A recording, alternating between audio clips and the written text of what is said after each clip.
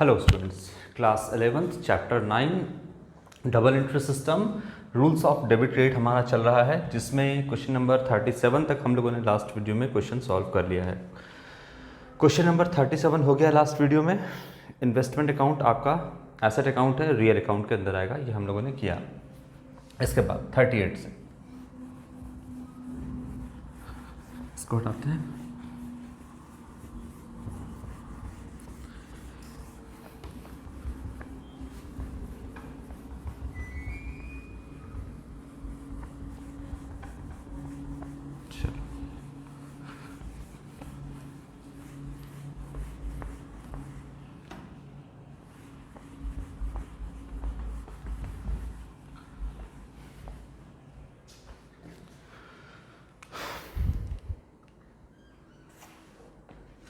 Question number 38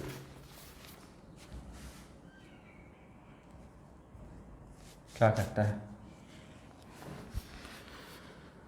salary account is to be, या salary account क्या है आपका? सैलरी अकाउंट कौन सा अकाउंट है? Option A personal account,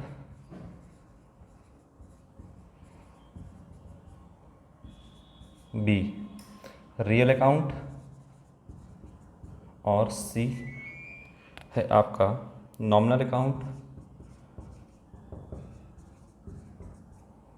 option D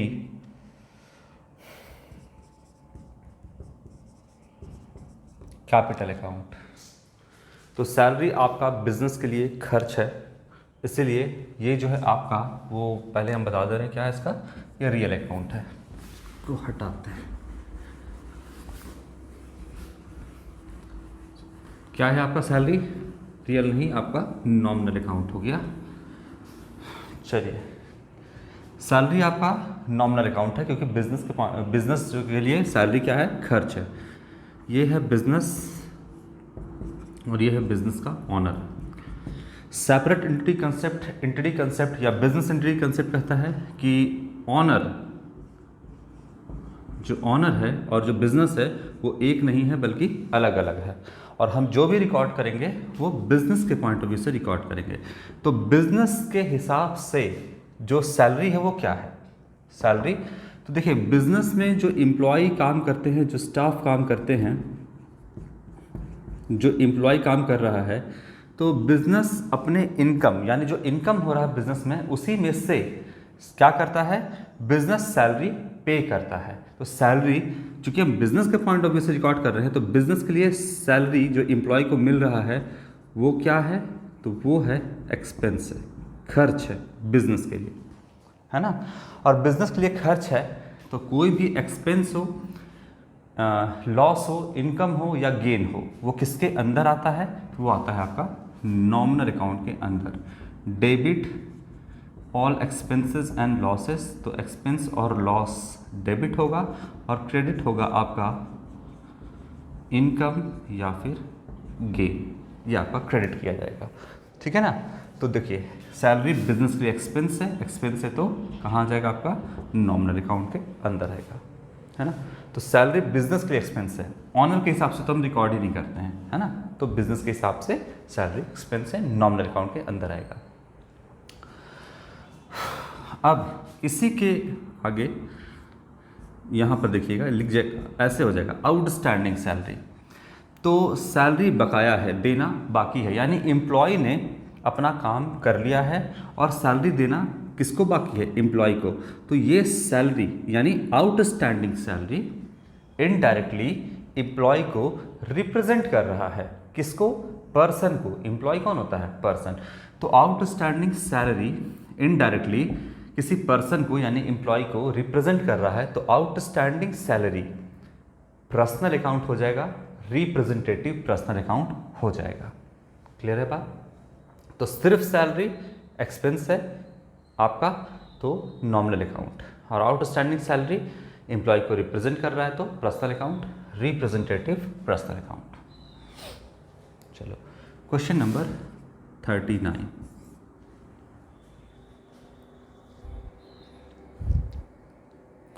What is bank overdraft?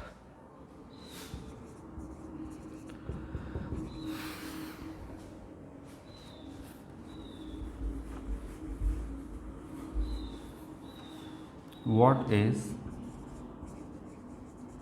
Bank overdraft? क्या कहता है आपका? ए लायबिलिटी अकाउंट,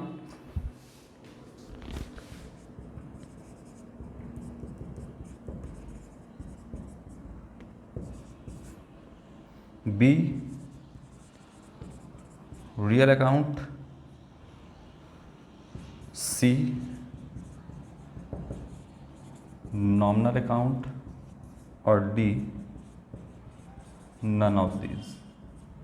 क्या होगा आपका? Liability account. बैंक ओवरड्राफ्ट क्या है? लायबिलिटी है ना? तो ऑप्शन ए होगा आपका करेक्ट। बैंक ओवरड्राफ्ट का क्या मतलब होता है? बैंक कभी कभी अपने कस्टमर को जितने उसके अकाउंट में पैसा है उससे ज़्यादा निकालने के लिए अलाउ कर देती है, बोलती है कि आप ज़्यादा निकाल सकते हैं। तो जितना वो अकाउंट में जितना बैलेंस है उससे जितना ज़्यादा निकालता है उस कस्टमर, वो बैंक ओवरड्राफ्ट कहलाता है। जैसे मान लो कि ये आपका बिजनेस है ना, और ये बिजनेस का ऑनर है। अब बिजनेस के पॉइंट ऑफ व्यू से देखिएगा, तो अगर बिजनेस का जो अकाउंट है उससे ज़्यादा पैसा निकला, मान लीजिए अकाउंट में 10,000 रुपये है और निकला 20,000 रुपया, है ना, तो 10,000 रुपये इसमें क्या है? 10,000 तो बैलेंस था ही, तो 10,000 तो निकाल ही सकते हैं। एक्स्ट्रा कितना निकला? 10,000, तो इसको बोलेंगे बैंक ओडी, बैंक ओवरड्राफ्ट। ये बिजनेस के ऊपर क्या है? लायबिलिटी है। ठीक है ना? तो लायबिलिटी है तो यहाँ आ जाएगा आपका, ठीक, लायबिलिटी अकाउंट के अंदर। 39 के बाद क्वेश्चन नंबर 40।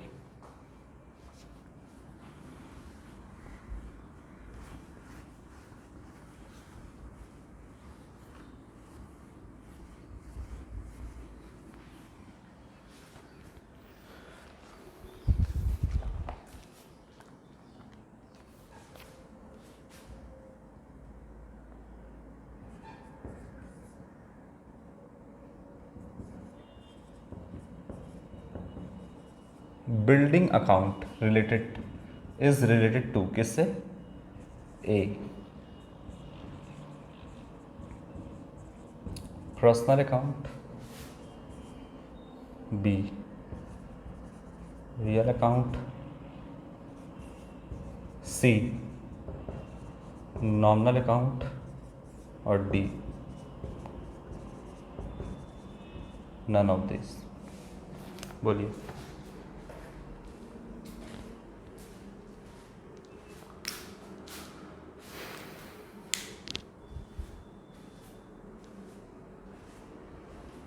बिल्डिंग आपका कौन सा अकाउंट होगा? पर्सनल अकाउंट, रियल अकाउंट या नॉमिनल अकाउंट? देखिए, नॉमिनल अकाउंट के अंदर क्या आता है? एक्सपेंस, लॉस, उसे हम डेबिट करते हैं, और नॉमिनल अकाउंट के अंदर इनकम, गेन आता है, जिसे हम क्रेडिट करते हैं। तो क्या बिल्डिंग एक्सपेंस है, लॉस है, या इनकम है, या गेन है? वो तो नहीं है, तो नॉमिनल अकाउंट तो नहीं होगा। अब आइए आपका रियल अकाउंट पे। क्या बिल्डिंग, अच्छा, जितना भी एसेट है वो किसके अंदर आता है? वो रियल अकाउंट के अंदर आता है। तो बिल्डिंग क्या एसेट है बिजनेस के लिए?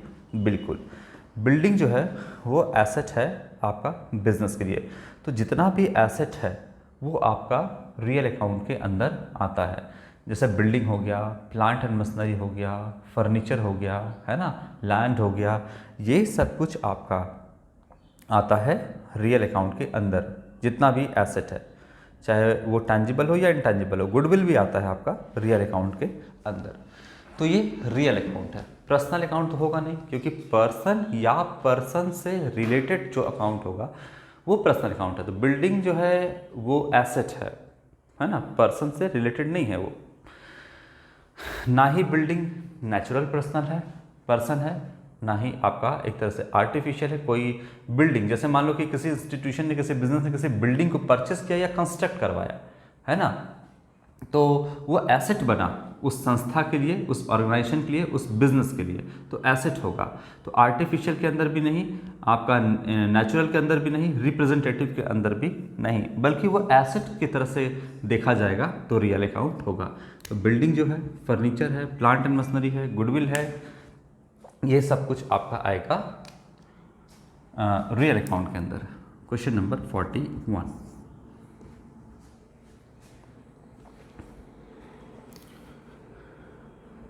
डेबिट बताता है या डेबिट सिग्निफाइज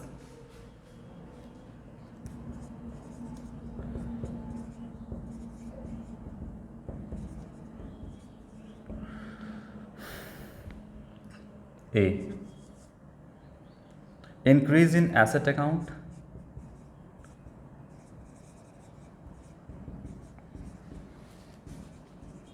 पहले ऑप्शन लिख देते हैं।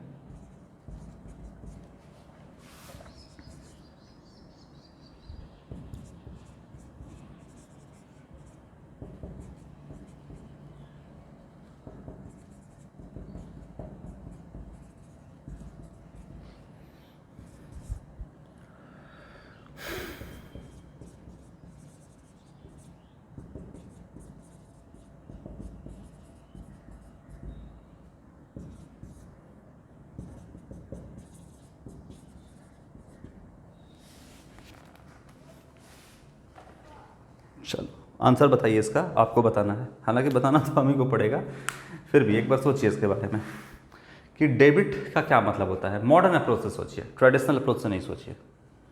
मॉडर्न अप्रोच से मैंने आपको जो बताया है उसके हिसाब से सोचिए। आंसर आपके सामने है।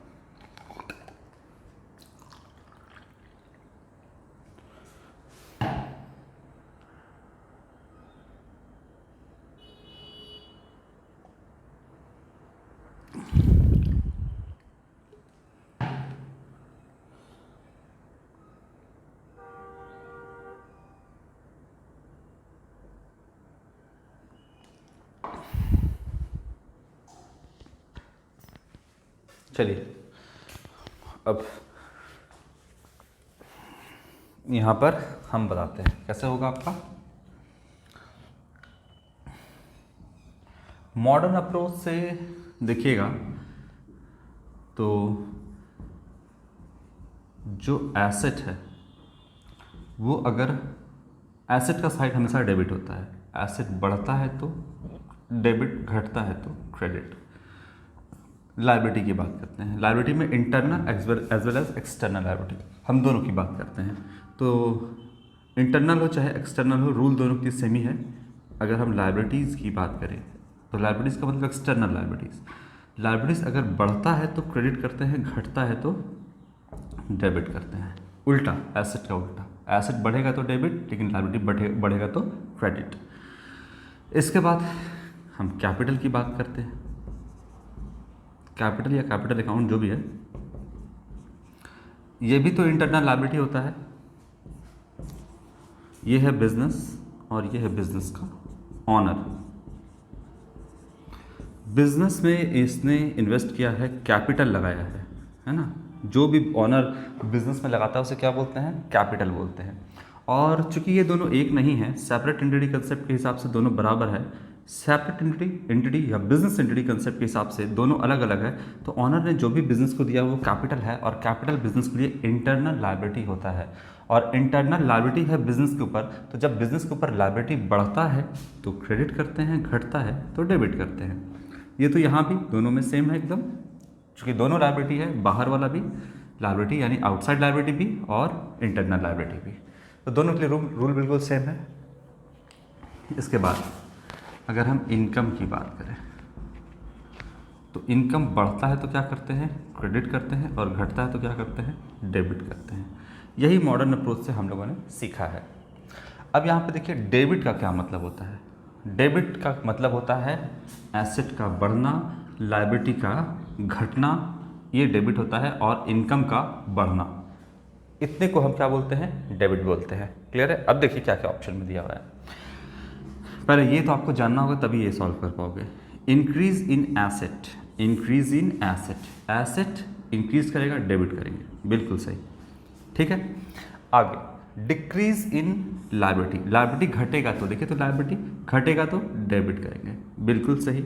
अब दो सही हो गया तो ऑल ऑफ दिस ही होगा, है ना, और तो कुछ है नहीं। तो आप एग्जाम में डायरेक्ट ऑल ऑफ दिस कर सकते हैं, लेकिन फिर भी हम यहाँ पर चूंकि डिटेल में देख रहे हैं इसलिए डिक्रीज इन कैपिटल, कैपिटल अगर घटता है, डिक्रीज करता है, तो डेबिट करेंगे, यानी तीनों सही। तो क्या होगा आपका डी, यहाँ पर आपका ऑल ऑफ दिस ऑप्शन होगा। फिर एक भी ये भी हो सकता था कि इंक्रीज इन इनकम, तो डेबिट करेंगे, तो क्या करेंगे, क्रेडिट करेंगे, लेकिन इन डिक्रीज इन इनकम तो क्या करेंगे, डेबिट करेंगे। ये भी होगा यहाँ पर, है ना, एक ऑप्शन और हो सकता था यहाँ पे। चलो, तो क्वेश्चन नंबर 41 आपको समझ में आया। देखिए, एग्जामिनेशन में क्वेश्चन कहाँ से पूछ दी ये आपको नहीं कह सकते कि कहाँ से पूछ सकता है, लेकिन जो क्वेश्चन आता है इसी के अंदर में से आता है। तो दोनों आपको रूल ऐसे भी याद होना चाहिए, और आपको मैंने बताया भी है शुरुआत में, दोनों रूल आपको आपके दिमाग में होना चाहिए, ट्रेडिशनल भी और मॉडर्न भी।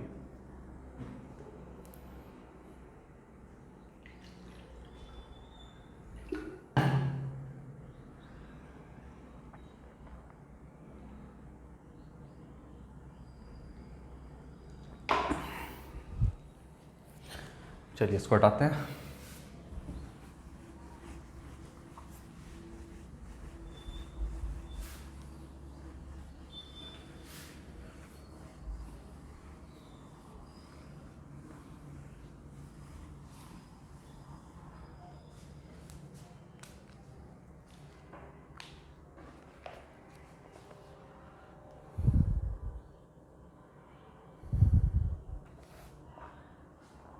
Question number 42, which of the following is a feature of double entry system. क्या है, सीधा लिखते हैं, इसमें से कौन सा विशेषता है आपका, features of double entry system.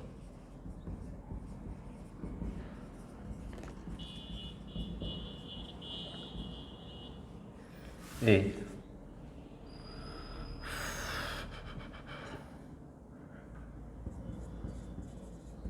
Double aspect, B, one aspect, oh ऐसा टिक दिए, क्या हो जाएगा आपका डबल एस्पेक्ट।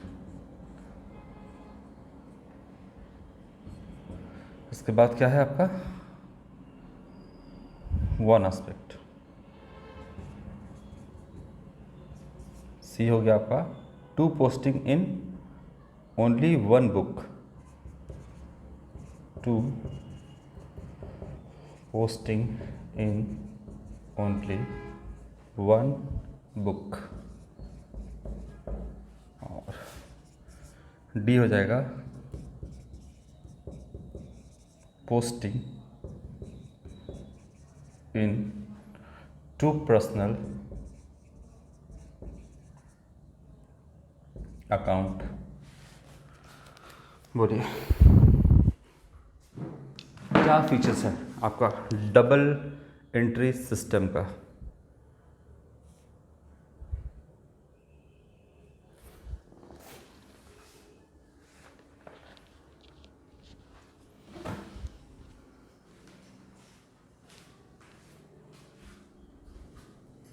देखिए, डबल एंट्री सिस्टम का क्या मतलब होता है, एक सिस्टम जिसमें हम जो अकाउंट्स में या अपने बुक्स ऑफ अकाउंट में जो एंट्री करते हैं, जो लिखते हैं, उसको हम क्या लिखते हैं, दो बार लिखते हैं। अब दो बार किसको लिखते हैं, तो एक ट्रांजैक्शन के दो पहलू को लिखते हैं। हर एक ट्रांजैक्शन का दो पहलू होता है, एक होता है डेबिट और दूसरा होता है क्रेडिट, है ना। तो उन दोनों पहलू को हम लिखते हैं।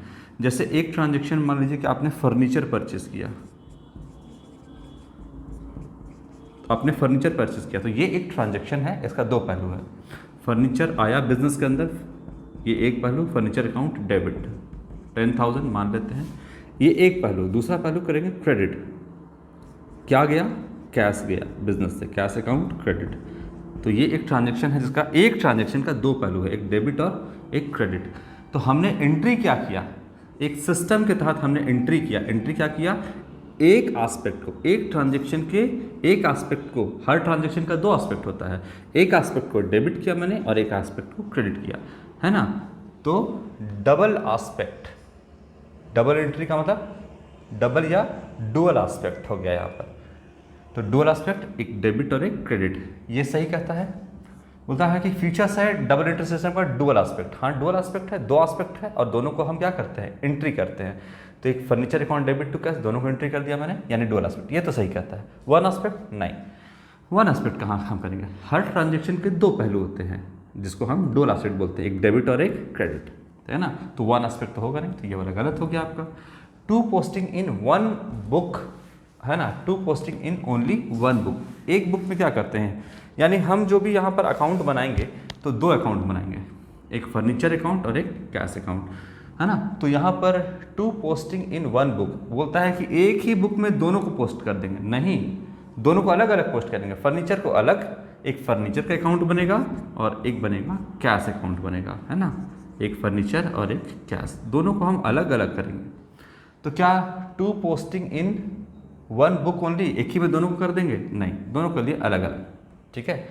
Posting in two personal account, दो पर्सनल अकाउंट में, नहीं, ऐसा थोड़ी है कि दो पर्सनल अकाउंट में करेंगे। हम कोई भी ट्रांजेक्शन को सिर्फ पर्सनल में भी कर सकते, पर्सनल में भी होगा, रियल में भी होगा और नॉमिनल में भी होगा, है ना।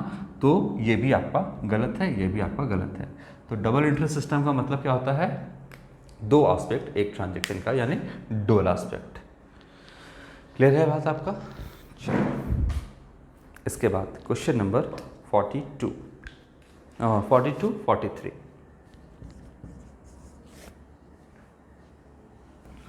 43 क्या कहता है,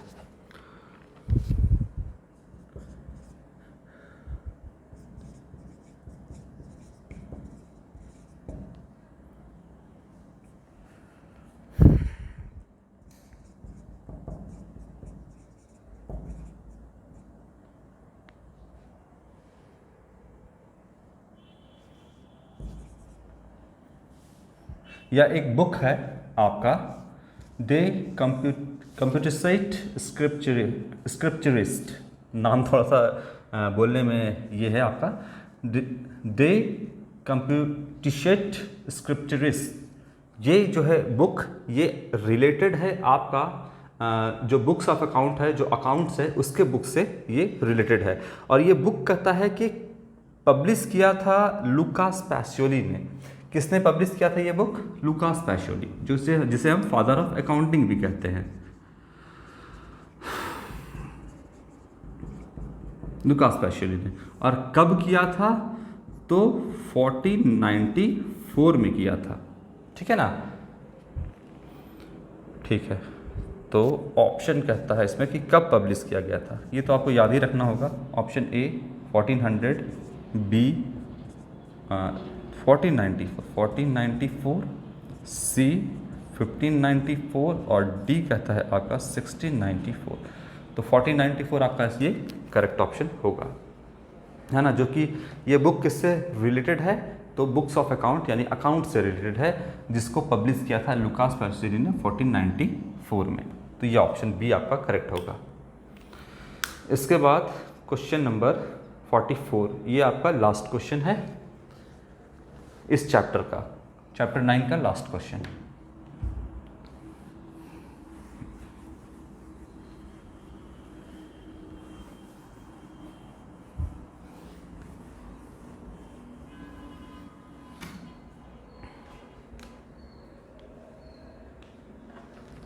according to double entry system every transaction affect, सीधा बताएंगे इसमें अब,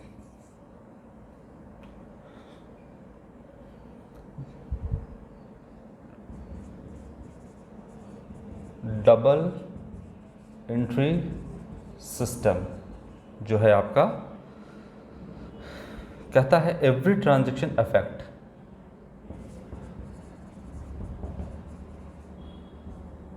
क्या कहता है, every transaction affect A two accounts,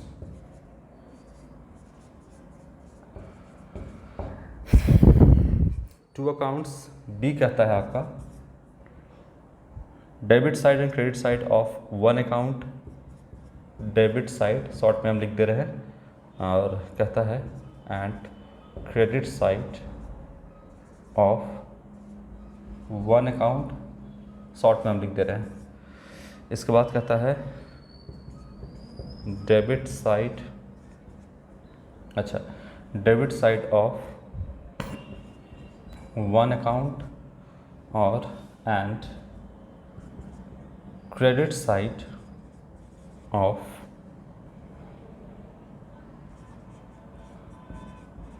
another account. और डी कहता है none of this, none of this. क्या होगा? ऑप्शन सी करेक्ट होगा। डबल इंटरेस्ट सिस्टम जो है एवरी ट्रांजेक्शन अफेक्ट, हर एक transaction debit side of one account and credit side of another account, दो अकाउंट को हिट करता है। जैसे मैंने अभी आपको बताया कि फर्नीचर अकाउंट है, फर्नीचर परचेस किया तो क्या मैंने लिखा, furniture account debit to cash account, ये मैंने किया 5000 मान के चलो, ठीक है।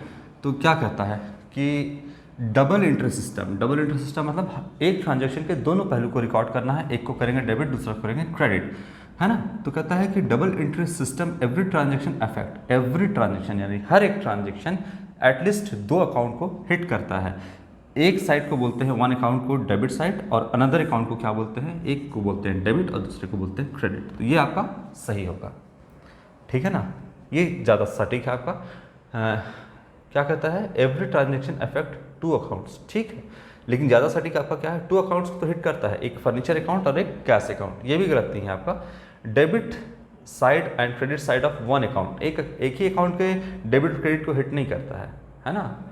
कैश के डेबिट और क्रेडिट को, या तो कैश क्रेडिट होगा या तो कैश डेबिट होगा, फर्नीचर या तो डेबिट होगा या तो क्रेडिट होगा, है ना, लेकिन आपका दोनों एक साथ नहीं होगा, तो ये भी गलत है। सी क्या है, debit side of one account, एक अकाउंट को डेबिट करेंगे और credit side of another account, तो ये एक अकाउंट यानी फर्नीचर अकाउंट को डेबिट किए तो अनदर अकाउंट कौन है यहाँ पे, कैश अकाउंट, इसको हम क्रेडिट करेंगे, ठीक है ना। ये होगा आपका करेक्ट ऑप्शन सी। यहाँ पे आपका चैप्टर 9 जो है double interest system and rules of debit and credit वो आपका कंप्लीट होता है। इसके बाद जो आपका नेक्स्ट चैप्टर है books of original entry journal, ये जो है हम आपका नेक्स्ट वीडियो से स्टार्ट करेंगे। तब तक यहाँ तक आप रिवीजन कर लो और देख लो यहाँ तक आपको क्या प्रॉब्लम है, उसको हम सॉल्व करेंगे। चलिए, तो आज तक इतना ही बच्चों, थैंक यू।